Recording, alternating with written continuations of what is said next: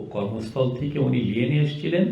এখন ওনার রিটায়ারমেন্টের টাইম হয়ে গিয়েছে, ফলে উনি যেটা হলো যে উনি এই আবার ওনার পূর্ব কর্মস্থলে ফিরে যেয়ে রিটায়ারমেন্টটা করে তারপরে এসে আবার ওনার নতুন করে আবার অ্যাপয়েন্টমেন্ট হয়েছেন। এটা আসলে ওনার আপনারা জানেন তো ওনার কাজেরটাকে ফ্যাসিলিটেট করার জন্য এটা একটা টেকনিক্যাল বিষয় ছিল। আমি কালবেলায় কাজ করি। গতকালকে জানা যায় যে মহামান্য রাষ্ট্রপতি যাননি সরাসরি। এটা নিয়ে অনেকে প্রশ্ন করেছে যে তিনি কেন যাননি, সরকার কি তাকে যেতে বাধা দিয়েছে কিনা। এই প্রশ্নের উত্তরটা মহামান্য রাষ্ট্রপতির তো একটা সেক্রেটারিয়েট আছে, উনি আপনারা ওনাদেরকে জিজ্ঞেস করবেন। আমি আব্বাসউদ্দিন নয়ন, আমি বিজনেস স্ট্যান্ডার্ডে কাজ করি। আপনি উল্লেখ করছিলেন যে আজকে মোবাইল ফোন ইম্পোর্টের ক্ষেত্রে ট্যাক্স কমানো হয়েছে, সেটা 43.4% করা হয়েছে। তো আমরা সবাই জানি এখন আমার হাতে এখন দুইটা ফোন, একটা ফোন আমি ল্যাপটপের মতো ইউজ করি, যে এটা আসলে আমার এখন দৈনন্দিন কাজের ক্ষেত্রে তথ্য প্রযুক্তির জন্য। শুধু আমি না, গ্রামের একজন কৃষক একটা ফোন ইউজ করে, যে ফোনটা একজন মানুষের একদম দৈনন্দিন প্রয়োজন, খুব প্রয়োজন। মানুষ এখন খাওয়ার চেয়ে ফোনকে বেশি ইম্পর্টেন্ট হিসেবে মনে করে লাইফের সঙ্গে।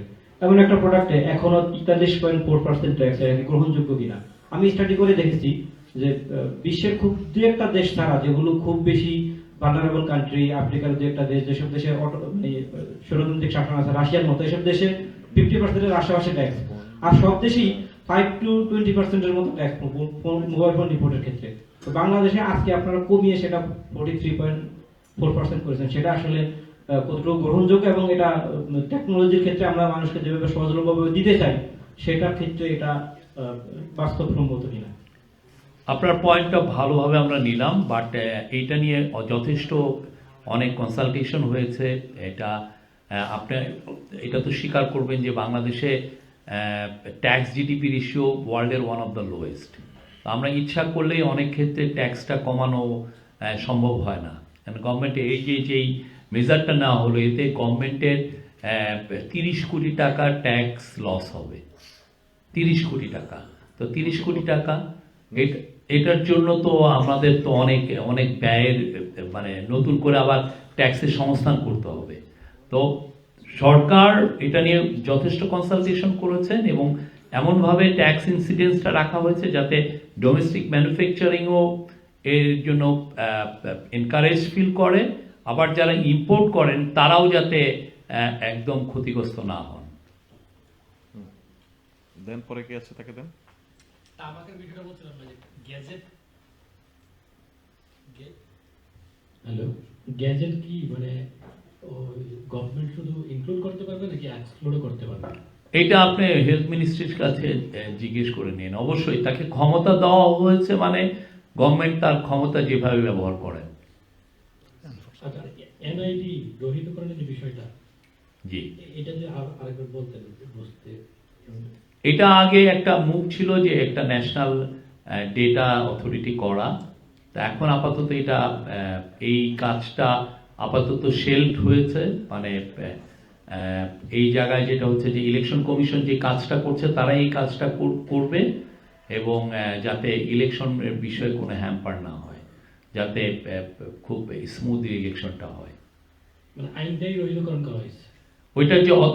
ওইটার যে একটা যে ক্যাবিনেটের যে ডিসিশনটা সেটা বাতিল করা হয়েছে। তাহলে গত গভর্নমেন্টের যে ডিসিশন সেটাই বহাল আছে। এটা আপনি যেভাবে নেন, আমরা যেটা কিছুদিন আগে যেটা হয়েছিল সেটাকে রহিতকরণ করা হয়েছে, সেটাকে বাতিল করা হয়েছে যে ক্যাবিনেটের ডিসিশনটা। আর রায়ের বাজারে যে 8 জনের পরিচয় চিহ্নিত করা হয়েছে, এটা আপনি মুক্তিযোদ্ধা মন্ত্রণালয়কে জিজ্ঞেস করবেন, তারা আপনাদেরকে ফুল ডিটেলস জানাবে। জি, ধন্যবাদ।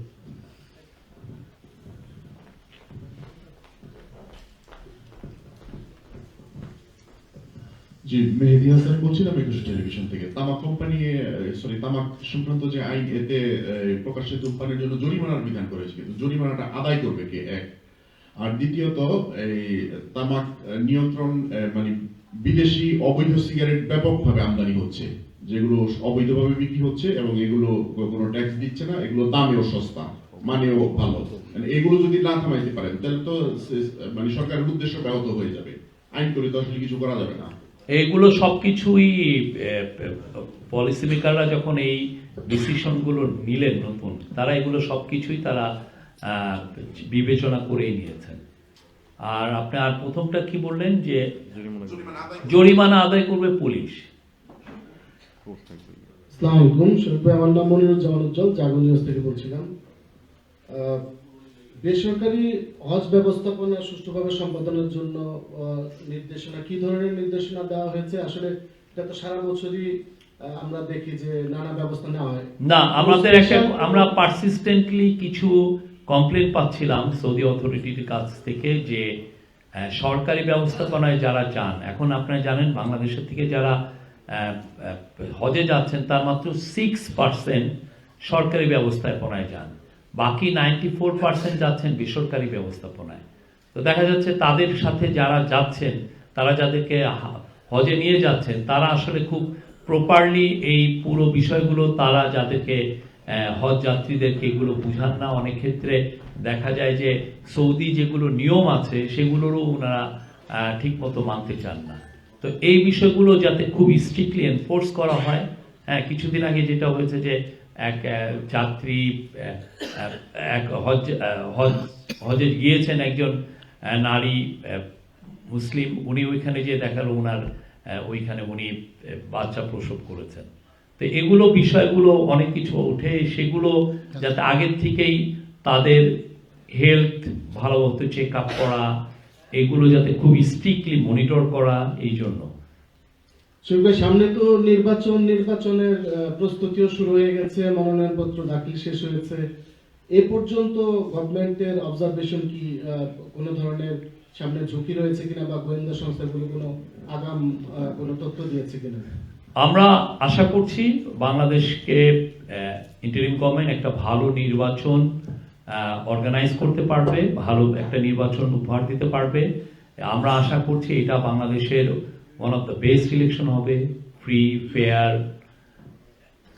পার্টিসিপেটরি, ক্রেডিবল, ইনক্লুসিভ, আপনি ফেস্টিভ, সবই আমরা মনে করছি এটা একটা, এবং শুধুমাত্র তো পার্লামেন্টারি ইলেকশন না, গণভোটেও সেটা, এবং আমরা মনে করছি যে খুবই রেকর্ড পরিমাণ টার্ন আউট থাকবে, এবং সেই অনুযায়ী যা যা ব্যবস্থা নেওয়ার, সিকিউরিটি অবশ্যই একটা, অনেকে এই কথাগুলো বলেন, এটা নিয়েও বারবার মিটিং হচ্ছে। আমাদের তরফ থেকে হাইয়েস্ট অ্যাটেনশন দেওয়া হয়েছে এই বিষয়ে। শফিক ভাই, আসসালামু আলাইকুম, আমি সাগর চৌধুরী।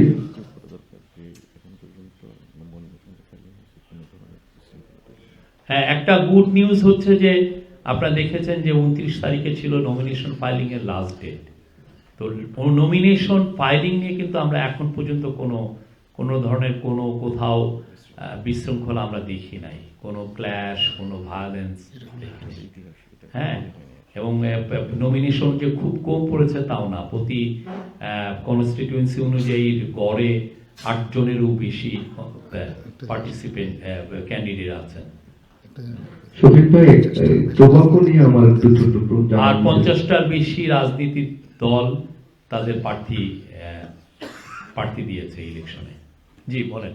টোবাকো বিষয়ে একটু বলতে চেয়েছিলাম। টোবাকো আমরা প্যাকেটের গায়ে লেখা দেখি যে 80 টাকা, কিন্তু সেটা বিক্রি হয় 90 টাকা, 100 টাকা, 110 টাকা, 20 টাকা এরকম।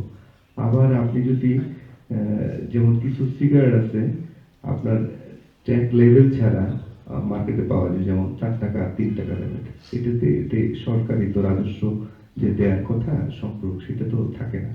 আরেকটা অপশন হলো মেডিকেলের 100 গজের মধ্যে টোবাকো থাকবে না বা তামাকজাত পণ্য, কিন্তু মেডিকেলের একটি ক্যান্টিন আছে, আপনি জানেন, আমরা সবাই বাংলাদেশি, ক্যান্টিনে যাওয়ার আমাদের অভ্যাস আছে, ওই ক্যান্টিনেই সিগারেট বিক্রি হয়।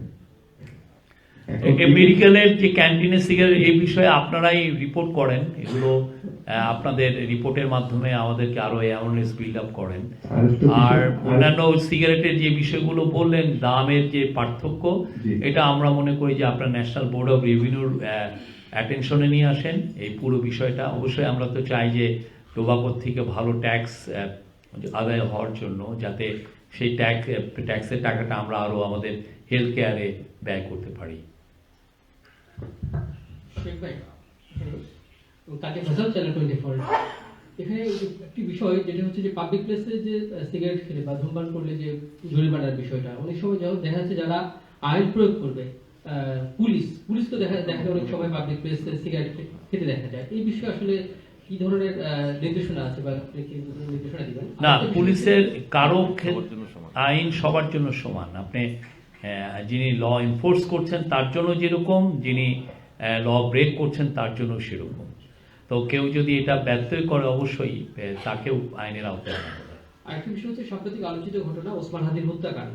এটি নিয়ে গতকালও একটি ভিডিও এসেছে ফয়সাল করিমের, যে ভিডিও আসলে কেউ বলছে ফেক, বলছে রিয়েল। আসলে সেখানে যেটা বলা হচ্ছে যে অনেকে বলছেন যে ফয়সাল করিম দেশে আছে, আপনাদের কাছে কোনো মেসেজ আছে কিনা সে দেশে না দেশের বাইরে আছে, সেটা একটু স্পষ্ট করুন। এই পুরো বিষয়টা তো ঢাকা মেট্রোপলিটন পুলিশ দেখছে। আপনারা তাদের সাথে কথা বলেন, ডিবি চিফের সাথে কথা বলেন। আমরা ওনাকে বলবো যে উনি যাতে এই বিষয়ে একটা আপনাদেরকে আপডেট দেন। শফিক ভাই, আমি হাসান জাভেদ এনটিভি থেকে বলছি। আপনি বলেছেন যে এবারের নির্বাচনটা সবচেয়ে বেশি ইনক্লুসিভ হবে, সকলের অংশগ্রহণ এবং খুব সুন্দর একটি নির্বাচন হবে। এবারে যেহেতু আপনার গণভোট সাথে এবং গণভোটে যে প্রশ্নগুলি থাকবে সবকিছু মিলে আমাদের জনগণ কি অ্যাওয়ার হয়েছে যে তারা আসলে হ্যাঁ না ভোটটা তারা বুঝে শুনে দিতে পারবে কিনা, এবং সেই ক্ষেত্রে কি পরিমাণ ভোট একই সময়ে, আধা ঘন্টা না 1 ঘন্টা বোধহয় সময় এবার বাড়িয়েছে, 1 ঘন্টা, এতে কি আপনার ভোট কাস্টিং ঠিক মতো করে টাইমলি আসলে এই নির্বাচনী ফলাফল একদিনে দেওয়া সম্ভব হবে কিনা, এ ধরনের কোনো আলোচনা হচ্ছে কিনা বা কোনো প্রতিবন্ধকতা সৃষ্টি হবে কিনা? আমরা মনে করি বাংলাদেশের ভোটাররা যথেষ্ট অ্যাওয়ার আছে গণভোটের বিষয়ে। তারা জানেন, অনেকে এই তাদেরকে আন্ডারমাইন করতে চান, কিন্তু আমরা জানি তারা খুব ভালো হয়। এখন বাংলাদেশের 90% লোকই যারা আন্ডার এজ তারা ছাড়া সবাই কিন্তু সোশ্যাল মিডিয়া ইউজ করেন, অনেকেই ইউজ করেন, এবং তারা দেখেন যে ফলে সোশ্যাল মিডিয়াতে কিন্তু এটা পুরোপুরি সবাই দেখছেন যে কীভাবে গণভোট দিতে হবে, কি কোন ইস্যুগুলো নিয়ে গণভোটগুলো হচ্ছে। পুরো জিনিস আমি গ্রামে নিজে গিয়েছি, আমি দেখেছি যে, আর সবাই তো এটাকে একটা প্যাকেজ হিসাবে দেখছেন যে এটার পক্ষে কি নাকি বিপক্ষে, আপনার কি রিফর্মের পক্ষে নাকি রিফর্মের বিপক্ষে। তো সেইভাবেই তারা নিচ্ছে। এরকম বাইরের দেশে আরো অনেক, এখানে তো 4টা কোশ্চেন, অন্যান্য অনেক দেশে আছে যে অনেক বেশি কোশ্চেন থাকে। আর আমাদের এখন তো লিটারেসি রেট আরো বেশি। আপনি জানেন বাংলাদেশের লিটারেসি রেট হচ্ছে এখন ক্লোজ টু 80%। তো যেটা আমাদের প্রথম যখন গণভোট হয়, আমার যেটা জানা মতে 1977-এ 27% ছিল। ওই সময় আমাদের লিটারেসি রেট ছিল 27%। তো আমরা আশাবাদী যে মানুষ আরও জানবেন, আরও আমাদের হাতে এখন পর্যন্ত 41 দিন আছে। তো উই হোপ সবাই এই বিষয়ে, সরকার কাজ করছে। আর সরকারও এই অ্যাওয়ারনেস রেজিং এর জন্য যথেষ্ট কাজ করছেন। ভোটের গাড়ি পুরো সারা বাংলাদেশে ঘুরছে, তারা 68টা ডিস্ট্রিক্ট এবং 300টা উপজেলায় যাবে। আমরা আশা করছি যে মানুষের 64টা ডিস্ট্রিক্ট এবং 300 উপজেলায় যাবে। আমরা আশা করছি তাদের অ্যাওয়ারনেস থাকবে। আর গণমাধ্যম আপনারাও খুব ফ্যান্টাস্টিক কাজ করছেন, আপনারা প্রায়ই এটা নিয়ে রিপোর্ট করছেন গণভোট নিয়ে, এবং আপনাদের মাধ্যমে অনেকে এই বিষয়টা আরো ভালোভাবে জানছেন। আপনার আর কোন কোশ্চেন ছিল?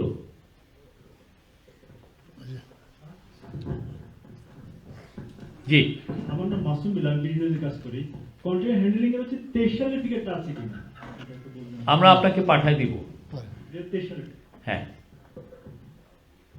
ভাই, আমি দেশকাল নিউজের রিপোর্টার খোকন তালুকদার। এবার ছোট একটা বিষয়, যারা আমার বাড়ি উত্তরবঙ্গ এবং তামাক মোটামুটি উত্তরবঙ্গেই বেশি হয়। তো আগে আমরা দেখেছিলাম যে 2040 সালের মধ্যে সরকার তামাকটাকে পুরোপুরি দেশ থেকে উৎপাদন বন্ধ করতে চায়। তো এই সরকার নতুন করে তো আবার একটা আইন করলো। তো যারা চাষি, তো তারা বিকল্প কি চাষ করবে, যেহেতু তামাকটা দীর্ঘ বছর ধরে, কয়েক যুগ ধরে, বিকল্প কি চাষ করলে তারা বেশি লাভবান হবে বা দ্রুত মুখ করতে পারবে, এরকম বিকল্প কোনো চিন্তা সরকারের আছে কিনা, এটা যদি আপনার জানা থাকে। আমার মনে হয় যে সামনের গভর্নমেন্টগুলো এটা ভেবে দেখবেন। আমাদের হাতে তো সময় মাত্র 6 সপ্তাহ। তা বাট সব কিছুরই তো বিকল্প আছে। আপনি যেটা আজকে যেটা মনে হয় যে বিকল্প নাই, সামনে এটা দেখবেন আপনি। একটা সময় ছিল এই কুষ্টিয়ার মিরপুর এই আশেপাশের অঞ্চল ছিল তামাক উৎপন্ন এরিয়া, ওইখানে তো এখন অনেকে তামাক আর করেন না। আমি যে জায়গা থেকে এসেছি মাগুরায়, আমার মনে আছে আমি ছোটবেলায় দেখেছি অনেকে টোবাকো লাগাতে, টোবাকো প্লান্টিং করতে। এখন ওইখানে একটা ফসলও হয় না, টোবাকো কেউ করেন না। তাই আপনি যেটা ভাবছেন যে এটার অল্টারনেটিভ নাই, সেটা কিন্তু ঠিক না। যথেষ্ট অল্টারনেটিভ আছে, বাট এই পুরো বিষয়গুলো সামনের গভর্নমেন্টগুলো দেখবেন। আমাদের মূল বিষয়টা কি? মূল বিষয় হচ্ছে বাংলাদেশে প্রচুর মানুষ এই তামাক এবং তামাকজাত সিগারেটের ধূমপান, বিড়ির ধূমপান এবং তামাকজাত পণ্য ব্যবহারের কারণে খুব অকালে মারা যাচ্ছে। এটা আমাদের পাবলিক হেলথের প্রতি একটা খুব ভয়ানক রকমের এটা একটা থ্রেট। তা আমরা সেই জন্য জনগণের সুরক্ষার জন্য, জনস্বাস্থ্যের সুরক্ষার জন্য এই কাজ নেওয়া হয়েছে। আমরা আশা করছি যে সামনের গভর্নমেন্টগুলো তাদের ফোকাসটা বজায় রাখবেন এই ক্ষেত্রে। Thank you. ওকে, আপনি কয়বার প্রশ্ন করবেন? কোন নিউ ইয়ার আনলিমিটেড? আনলিমিটেড। আচ্ছা, আপনি প্রথমে বলছেন যে সরকার একটা ভালো টার্ন আউট আশা করে নির্বাচনে, সরকার কত পার্সেন্ট আশা করে? আর এই জানাজা উপলক্ষে আসা রাষ্ট্রীয় অতিথিদের ভিতরে মন্ত্রীদের মধ্যে 4 জনই প্রধানমন্ত্রীর সঙ্গে দেখা করছেন, একজন করছেন না, সেটা কারণ কি? উনি কালকে চলে গিয়েছেন। আর আরেকটা কি জন্য করলেন? টার্ন আউট আমরা আশা করছি খুব ভালো টার্ন আউট হবে, এটা তো বলা যায় না, বাট আমরা আশা করছি একটা স্বতঃস্ফূর্ত একটা প্রেজেন্স থাকবে দেশের। এবং সবচেয়ে খুব বড় একটা বিষয় হচ্ছে যে পোস্টাল ব্যালট, বাংলাদেশে প্রথমবারের মতো পোস্টাল ব্যালট চালু হয়েছে। কালকে পর্যন্ত 7 লাখ বাংলাদেশি ডায়াসপোরা ভাই বোন এইখানে লিস্টেড হয়েছেন, তারা পোস্টাল ভোট দিবেন। এবং কালকে যখন নেপালের ফরেন মিনিস্টার স্যারের সাথে কথা বলেন, উনি কিন্তু এই বিষয়টা জানতে চেয়েছেন যে আমরা কিভাবে করছি। ওরা কিন্তু খুব নিবিড়ভাবে বাংলাদেশের এই পোস্টাল ব্যালটটা দেখছে, কেননা নেপালেরও প্রচুর মানুষ বিদেশে থাকেন, তারা পুরো সারা বিশ্বে ছড়িয়ে আছেন, তাদের জন্য এটা একটা ইম্পর্টেন্ট। এবং বাংলাদেশ চাচ্ছে যে এটা একটা এমন একটা গ্লোবাল স্ট্যান্ডার্ড সেট করতে, যাতে আশেপাশের অনেক দেশ এটাকে ফলো করতে পারেন। সঠিক ভাই, বই উৎসব কি স্থগিত করা হয়েছে নাকি এটা বন্ধ করা হয়েছে? এটা স্থগিত করা হয় না, এটা লৌকিকভাবে বিতরণ হচ্ছে, যেটা অবশ্যই। সরকারের বিনিয়োগ অনেক, এবং আমরা দেখে এসেছি যে অন্তর্বর্তীকালীন সরকার গঠন করার পর কিঞ্চিত না সরাসরি শিক্ষাকে ভয়ঙ্কর রকমের অবহেলা করছে বলে অভিভাবকরা বলছেন। কারণ সরকারের বিনিয়োগ আছে, আজকেও একাধিক বিদ্যালয়ে 7টা করে বই বিতরণ করা হয়েছে, এখানে সরকারের কোটি কোটি টাকা খরচ হয়েছে। শোক দিবস ঠিক আছে, কিন্তু এটার সাথে অভিভাবক আছে, শিক্ষার্থী আছে, কারো সঙ্গে কোনো কথা না বলে একটা মন্ত্রণালয় এটা বাতিল কি করে করে? এই প্রশ্নটা আমার নয়, এই প্রশ্নটা উদয়ন স্কুলের একজন অভিভাবকের। আপনি আজকে, গতকাল, আজকে এবং আগামীকাল আমাদের জাতীয় শোক, এটা রাষ্ট্রীয় শোক দিবস।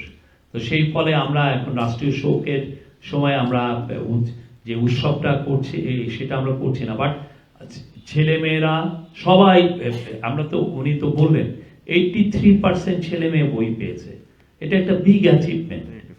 হ্যাঁ, আমার তো মনে হয় যে অভিভাবকরা বরং এইবারের বই পাওয়াটাকে ওনারা সেলিব্রেট করবে, যে এত চ্যালেঞ্জ সত্ত্বেও যে আমরা বইটা তাদের কাছে, 83% বই তাদের কাছে, তাদের ছেলে মেয়েদের কাছে আমরা নিয়ে এসে পেরেছি ডে 1 থেকে।